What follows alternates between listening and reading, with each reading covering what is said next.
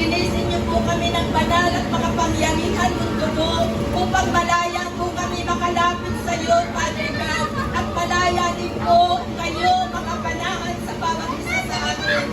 Panginoong Isus, kami po ay umaamin na nagkasala. Tinatanggap ka namin bilang Panginoon at sarili namin tagapagligtas at iniligtaran namin sa aming mga buhay, Panginoon. Kung wala ka, wala kaming magagawa. Maraming salamat, Lord. Ini-invite namin ang presence ng iyong Holy Spirit in Jesus' mighty name. Ngayon po aming idinadalangin sa iyo, Father God, ang nagdadamos ng kaarawan sa Athena Iles.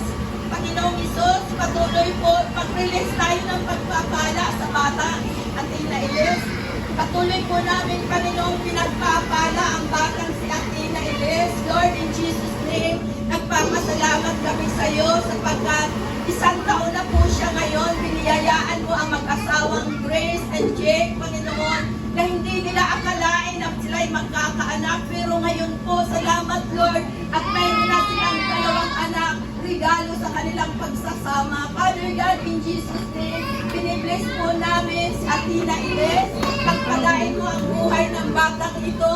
Idinadalangin namin na maraming pang kaarawan ang mangyari sa kanyang buhay hanggang sa kanyang pagtanda. Walang anumang sakit karamdaman na makakadapo sa batang ito.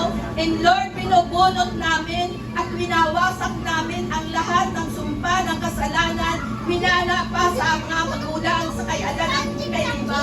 Hindi namin pinapahintulutan na dumaloy sa batang ito in Jesus' mighty name. In Jesus' name. And Lord, nagpapahayag kami ng pagpapala.